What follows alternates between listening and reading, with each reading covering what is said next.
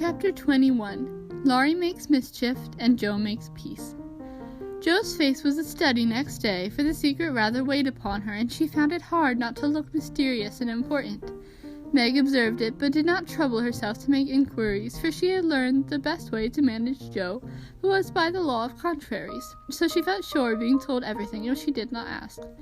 She was rather surprised, therefore, when the silence remained unbroken, and Joe assumed a patronizing air, which decidedly aggravated Meg, who, in her turn, assumed an air of dignified reserve, and devoted herself to her mother. This left Joe to her own devices, for Mrs. March had taken her place as nurse, and bid her rest, exercise, and amuse herself after her long confinement. Amy being gone, Laurie was her only refuge, and much as she enjoyed his society, she rather dreaded him just then, for he was an incorrigible tease, and she feared he would coax her secret from her. She was quite right, for the mischief-loving lad no sooner suspected a mystery than he set himself to finding it out, and led Joe a trying life of it. He wheedled, bribed, ridiculed, threatened, and scolded, affected indifference that he might surprise the truth from her, declared he knew, then that he didn't care, and at last, by dint of perseverance, he satisfied himself that it concerned Meg and Mr. Brooke. Feeling indignant that he was not taken into his tutor's confidence, he set his wits to work to devise some proper retaliation for the slight. Meg, meanwhile, had apparently forgotten the matter, and was absorbed in preparations for her father's return. But all of a sudden, a change seemed to come over her, and for a day or two she was quite unlike herself. She started when spoken to, blushed when looked at, was very quiet, and sat over her sewing with a timid, troubled look on her face. To her mother's inquiries she answered that she was quite well, and Joe's she silenced by begging to be let alone. She feels it in the air, love, I mean, and she's going very fast. She's got most of the symptoms, is twittery and cross, don't eat, lies awake, and mopes in corners. I caught her singing that song about the silver-voiced brook, and once she said, John, as you do, and then turned red as a poppy. Whatever shall we do? Said Joe, looking ready for any measures, however violent. Nothing but wait, let her alone, be kind and patient, and father's coming will settle everything, replied her mother. Here's a note to you, Meg, all sealed up. How odd. Teddy never seals mine, said Joe next day as she distributed the contents of the little post office. Mrs. March and Joe were deep in their own affairs when a sound from Meg made them look up to see her staring at her note with a frightened face. My child, what is it? Cried her mother, running to her while Joe tried to take the paper which had done the mischief. It's all a mistake. He didn't send it. Oh, Joe, how could you do it? And Meg hid her face in her hands, crying as if her heart was broken. Me? I've done nothing. What's she talking about? Cried Joe, bewildered. Meg's mild eyes kindled with anger as she pulled a crumpled note from her pocket and threw it at Joe, saying reproachfully, You wrote it, and that bad boy helped you. How could you be so rude, so mean, and cruel to us both? Joe hardly heard her, for she and her mother were reading the note, which was written in a peculiar hand. My dearest Margaret, I can no longer restrain my passion, and must know my fate before I return. I dare not tell your parents yet, but I think they would consent if they knew that we adored one another. Mr. Lawrence will help me to some good place, and then, my sweet girl, you will make me happy. I implore you to say nothing to your family yet, but to send one word of hope through Laurie to your devoted John. Oh, the little villain! That's the way he meant to pay me for keeping my word to mother. I'll give him a hearty scolding and bring him over to beg pardon, cried Joe, burning to execute immediate justice. But her mother held her back, saying with a look she seldom wore, Stop, Joe, you must clear yourself first. You have played so many pranks that I am afraid you have had a hand in this. On my word, mother, I haven't. I never saw that note before, and don't know anything about it, as true as I live, said Joe, so earnestly that they believed her. If I had taken a part in it, I have done better than this, and have written a sensible note. I should think you'd have known Mr. Brooke wouldn't write such stuff as that, she added, scornfully tossing down the paper. It's like his writing, faltered Meg, comparing it with the note in her hand. Oh, Meg, you didn't answer it, cried Mrs. March quickly. Yes, I did, and Meg hid her face, overcome with shame. Here's a scrape. Do let me bring that wicked boy over to explain and be lectured. I can't rest till I get a hold of him. And Joe made for the door again. Hush, let me manage this, for it is worse than I thought. Margaret, tell me the whole story, commanded Mrs. March, sitting down by Meg, yet keeping hold of Joe, lest she should fly off. I received the first letter from Laurie, who didn't look as if he knew anything about it. began Meg, without looking up. "I was worried at first and meant to tell you. Then I remembered how you liked Mr. Brooks, so I thought you wouldn't mind if I kept my little secret for a few days. I'm so silly that I like to think no one knew, and while I was deciding what to say, I felt like the girls in books who have such things to do. Forgive me, Mother. I'm paid for my silliness now. I never can look him in the face again." "What did you say to him?" asked Mrs. March. "I only said I was too young to do anything about it yet, that I didn't wish to have secrets from you, and he must speak to Father. I was very grateful for his kindness and would be his friend, but nothing more for a long while." Mrs. March smiled as if well pleased, and Jo clapped her hands, exclaiming with a laugh, "You are almost equal to Caroline Percy, who was a pattern of prudence. Tell on, Meg, what did he say to that?" "He writes in a different way entirely, telling me that he never sent any love letter at all, and is very sorry that my roguish sister Jo should take such liberties with our names. It's very kind and respectful, but think how dreadful for me." Meg leaned against her mother, looking the image of despair, and Jo tramped about the room, calling Laurie names. All of a sudden, she stopped, caught up the 2 notes, and after looking at them closely, said decidedly, "I don't believe Brooke ever saw either of these letters. Teddy wrote both, and keeps yours to crow over me with, because I wouldn't tell him my secret." "Don't have any secrets, Jo. Tell it to Mother, and keep out of trouble, as I should have done," said Meg warningly. "Bless you, child, Mother told me." "That will do, Jo. I'll comfort Meg while you go and get Laurie. I shall sift the matter to the bottom, and put a stop to such pranks at once." Away ran Jo, and Mrs. March gently told Meg Mr. Brooks' real feelings. "Now, dear, what are your own? Do you love him enough to wait till he can make a home for you, or will you keep yourself quite free for the present?" "I've been so scared and worried, I don't want to have anything to do with lovers for a long while, perhaps never," answered Meg petulantly. "If John doesn't know anything about this nonsense, don't tell him, and make Jo and Laurie hold their tongues. I won't be deceived and plagued and made a fool of. It's a shame." Seeing that Meg's usually gentle temper was roused, and her pride hurt by this mischievous joke, Mrs. March soothed her by promises of entire silence and great discretion for the future. The instant Laurie's step was heard in the hall, Meg fled into the study, and Mrs. March received the culprit alone. Jo had not told him why he was wanted, fearing he wouldn't come, but he knew the minute he saw Mrs. March's face, and stood twirling his hat with a guilty air, which convicted him at once. Jo was dismissed, but chose to march up and down the hall like a sentinel, having some fear that the prisoner might bolt. The sound of voices in the parlor rose and fell for half an hour, but what happened during that interview the girls never knew. When they were called in, Laurie was standing by their mother with such a penitent face that Jo forgave him on the spot, but did not think it wise to betray the fact. Meg received his humble apology, and was much comforted by the assurance that Brooke knew nothing of the joke. "I'll never tell him to my dying day. Wild horses shan't drag it out of me. So you'll forgive me, Meg, and I'll do anything to show how out-and-out sorry I am," he added, looking very much ashamed of himself. "I'll try, but it was a very ungentlemanly thing to do.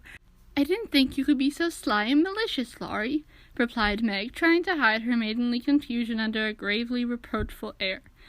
"It was altogether abominable, and I don't deserve to be spoken to for a month. But you will, though, won't you?" And Laurie folded his hands together with such an imploring gesture, and rolled up his eyes in such a meekly repentant way, as he spoke in his irresistibly persuasive tone, that it was impossible to frown upon him, in spite of his scandalous behavior. Meg pardoned him, and Mrs. March's grave face relaxed, in spite of her efforts to keep it sober, when she heard him declare that he would atone for his sins by all sorts of penances, and abase himself like a worm before the injured damsel. Jo stood aloof, meanwhile, trying to harden her heart against him, and only succeeding in primming up her face in an expression of entire disapprobation.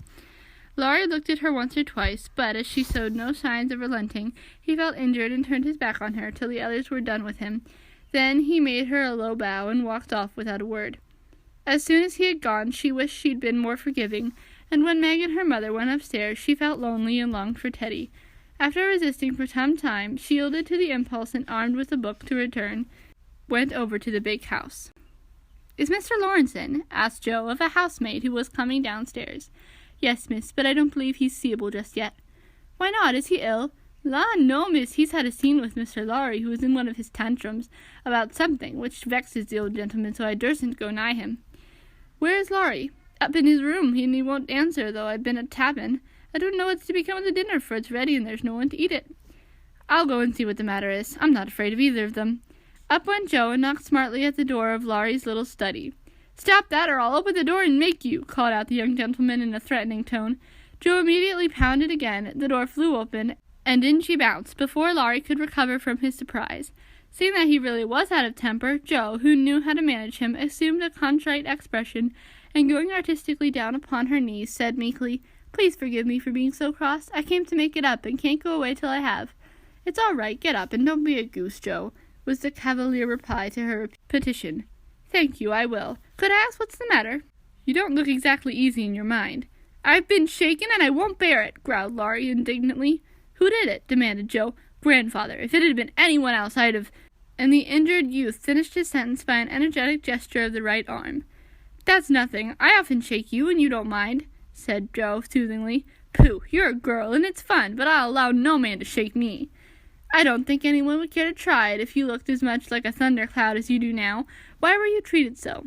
"Just because I wouldn't tell what your mother wanted me for.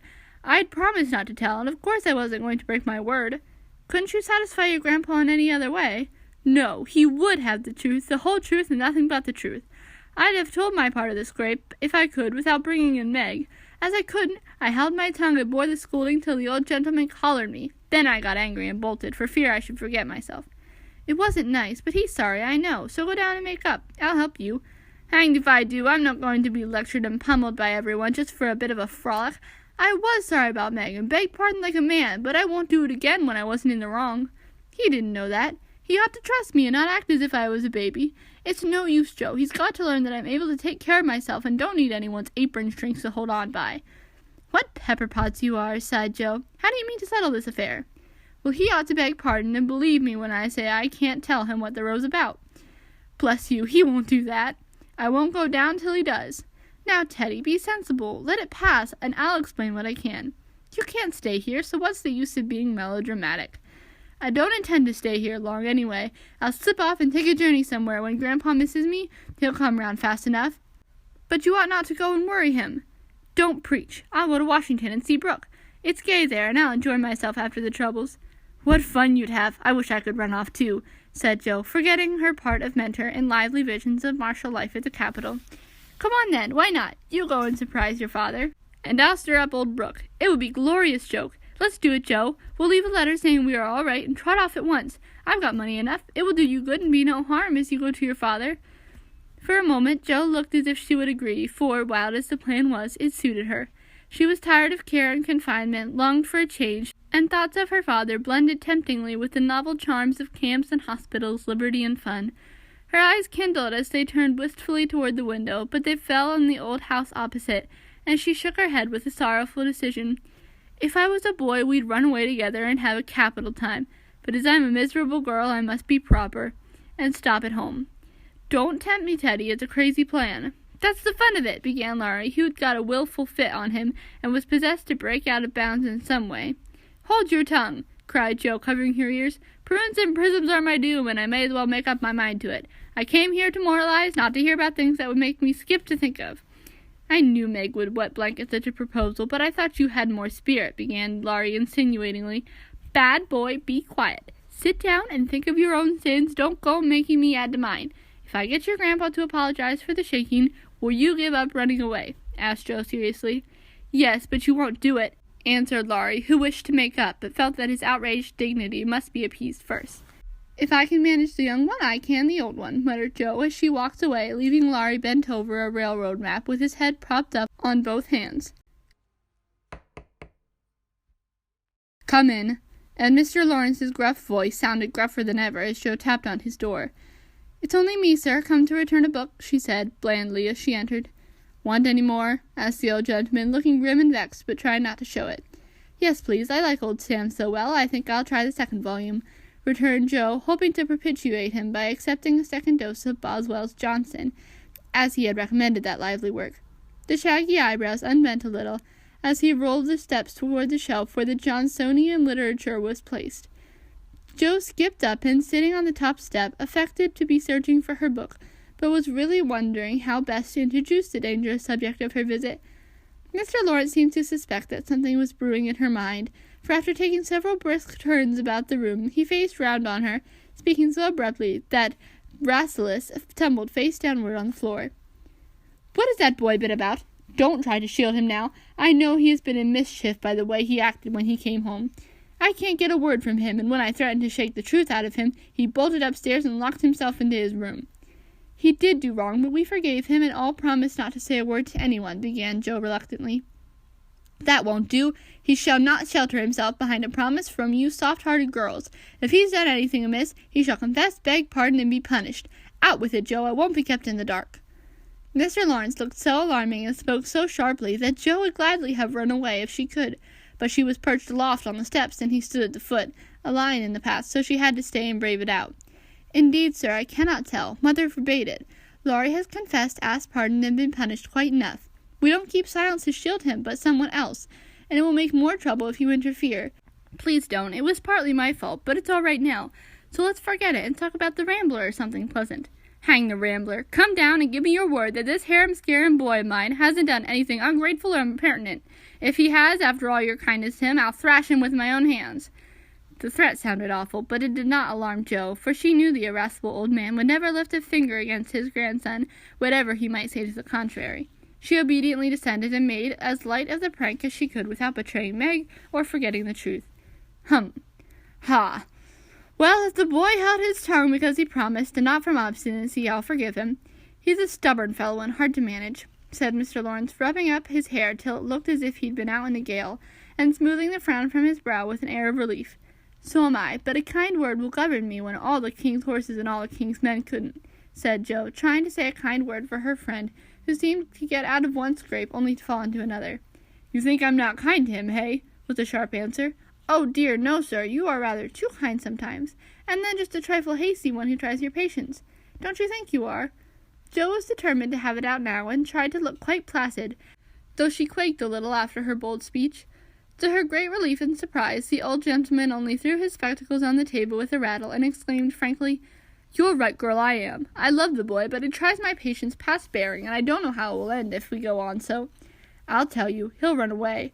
Joe was sorry for that speech the minute he was made. She meant to warn him that Laurie would not bear much restraint, and hoped he would be more forbearing with the lad. Mr. Lawrence's ruddy face changed suddenly, and he sat down with a troubled glance at the picture of a handsome man which hung over his table. It was Laurie's father, who had run away in his youth, and married against the imperious old man's will. Joe fancied he remembered and regretted the past, and she wished she had held her tongue. "He won't do it unless he is very much worried, and only threatens it sometimes when he gets tired of studying. I often think I should like to, especially since my hair was cut. So if you ever miss us, you may advertise for 2 boys and look on the ships bound for India." She laughed as she spoke, and Mr. Lawrence looked relieved, evidently taking the whole thing as a joke. "You hussy, how dare you talk in that way? Where's your respect for me and your proper bringing up? Bless the boys and girls, what torments they are, yet we can't do without them," he said, pinching her cheeks good-humoredly. "Go and bring that boy down to his dinner, and tell him it's all right, and advise him not to put on tragedy airs with his grandfather. I won't bear it."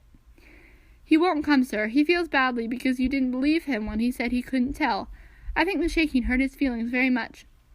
Joe tried to look pathetic, but she must have failed, for Mr. Lawrence began to laugh, and she knew the day was won.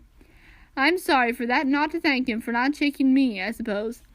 What does the fellow expect?" And the old gentleman looked a trifle ashamed of his own testiness.